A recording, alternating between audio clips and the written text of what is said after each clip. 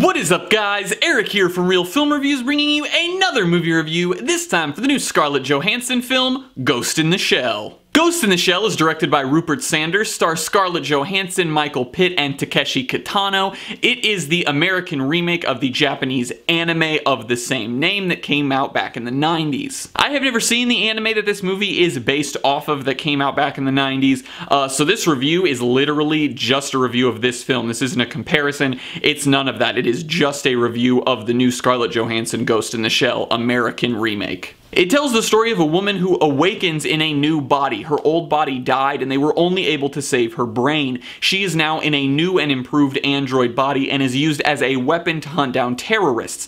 But when a new terrorist arises and seems to inform her that there might be more going on than what she believes, the story takes a turn and we begin to see the downfalls of how much technology can affect our lives. The big thing with this movie is the effects. This movie actually has extremely impressive effects. I saw it in 3D IMAX, which is why I will say there are still some effects that look pretty rough. Most of them are in scenes that involve Scarlett Johansson's head being CGI'd on her robot body. Those scenes looked a little iffy a couple times, but other than that, the city is extremely impressive. There's all of these really big 3D animations going on throughout the city, and it was gorgeous. The wide angles and huge shots from the tops of skyscrapers looked extremely cool in this futuristic Japan. And that's not to say that this movie relied only on CGI. There is actually a decent amount of practical robots. There's a lot of prosthetics and makeup used on people's faces that looked really good throughout the film, and I think that it had a good mix. There's some stuff that they had to do CGI. There's no way to not do CGI for it,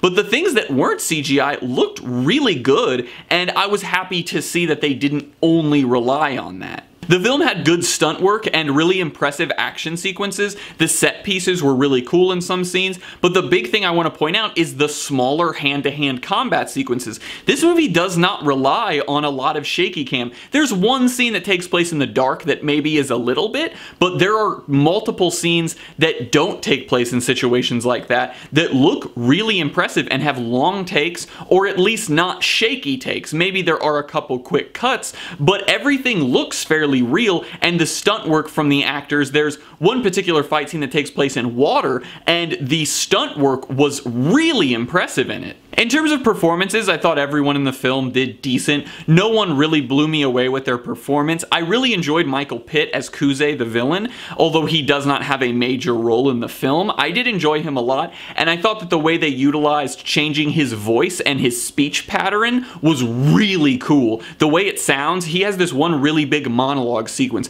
and it was awesome to watch and to listen to because the little changes that they did to his voice make it sound so cool. The only other person that I'd like to point out for doing a really good job was Takeshi Kitano. He's really famous in Japan. He's a comedian, but he's also a serious actor.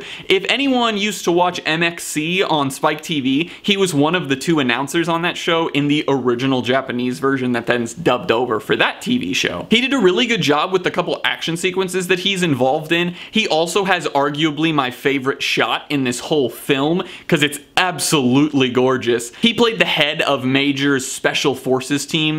He was the one that sort of gave them their orders on where to go and who to take down type of thing, and I enjoyed his character throughout the film because he was very serious and he kept the tone of the movie where I think it needed to be. And then I don't know if this is a good or a bad thing about this film, but to the dismay of the man sitting near me in the movie theater, you do not get to see Scarlett Johansson naked in this film.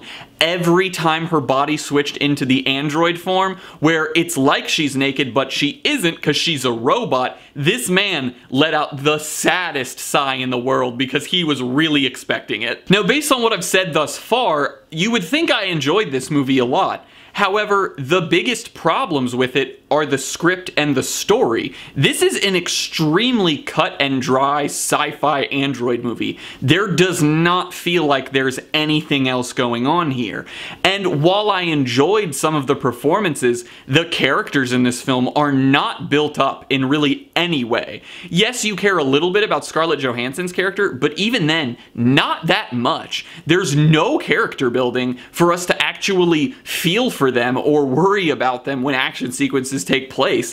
While they're really cool in the action sequences, I was never worried about anybody because I didn't really care about any of them because the script never gave me a reason to. The story was really bland. It was, you know, terrorist, bad guy, good guys, fight, and then weird stuff begins to happen. There wasn't a lot to like mix in there to make this feel very original. And I know it's a remake of a movie that came out in the 90s, and I am gonna watch the anime to see which one I end up liking more, but it just didn't feel like there was much going on. This movie had the vibe like it wanted to be a Blade Runner. It wanted to say something bigger. It wanted to have this deep thought about humanity and the world we live in, and the movie even acts like maybe it tells you that. But it doesn't. There's no real bomb dropped in this film that tells you about how technology affects us. That's what the story clearly is pointing towards. It's clearly trying to give us some sort of, you know, idea of like, oh, look at how much technology messes with our lives, yet